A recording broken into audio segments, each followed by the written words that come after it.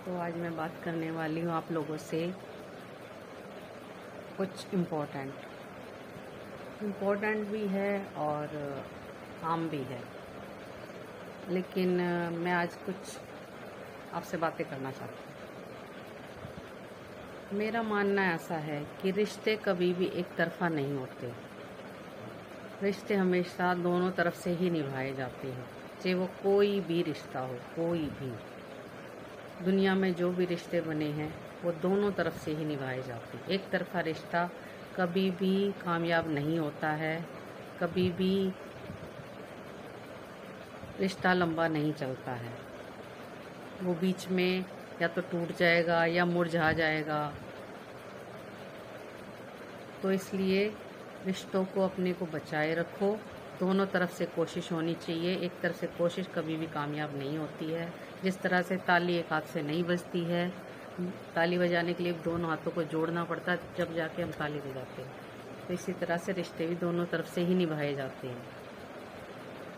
मेरा सिर्फ आपसे यही कहना है, आजकल का जो माहौल है बहुत ही प्रैक्टिकल लोग हैं, प्रैक्टिकल लाइफ है आजकल सबकी, सब बिज़ी हैं।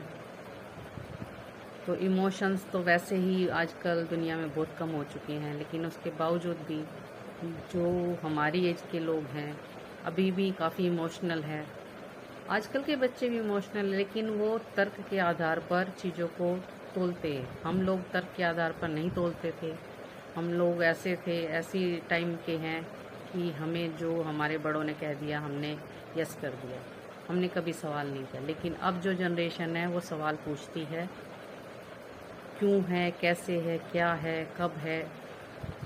तो अच्छी बात है, तर्क के आधार पर ज़िंदगी, प्रैक्टिकल लाइफ होनी चाहिए, प्रैक्टिकल जीवन होना चाहिए। लेकिन इसी के साथ साथ इमोशंस को भी जागे रखना चाहिए कि इमोशंस मर ना जाए। थोड़े बहुत इमोशंस हर किसी इंसान में होते हैं, लेकिन हम आजकल की भागदौड़ भरी ज़िंदगी में इमोशनल होना जैसे भूल ही गए हैं। तो थोड़े बहुत इमोशंस रखिए। किसी को तकलीफ़ हो तो आपको भी तकलीफ़ हो, कहीं गलत होता देखे तो आपका भी खून खोले। तो इसलिए रिश्तों को अपने को बचाए रखो, और शुरुआत घर से होती है। घर से होती है, मैं बार बार कहती हूँ। अपने जो क्लोज़ हैं, पेरेंट्स हैं, बच्चे हैं, अपने जो क्लोज़ फैमिली मेम्बर्स हैं, उनकी हंसी में, खुशी में, दुख में, तकलीफ़ में हमेशा उनका साथ दीजिए। ज़्यादा नहीं हो सकता, थोड़ा दीजिए।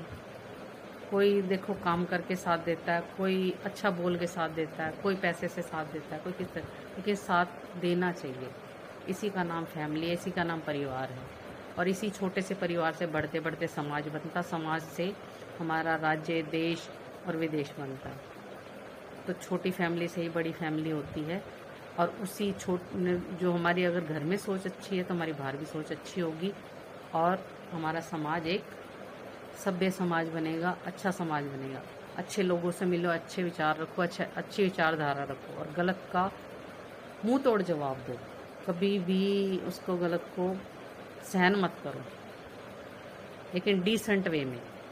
और जब लगे कि भाई वो समझ नहीं रहा, तो देखो जो आजकल हो रहा है, माहौल बना हुआ है, वो इसी का नतीजा है कि जब नहीं सुनी गई तो उसके बाद लोगों में आक्रोश पैदा हुआ और लोग धरना प्रदर्शन पर उतर आए। बस मुझे इतना ही कहना है। नमस्कार।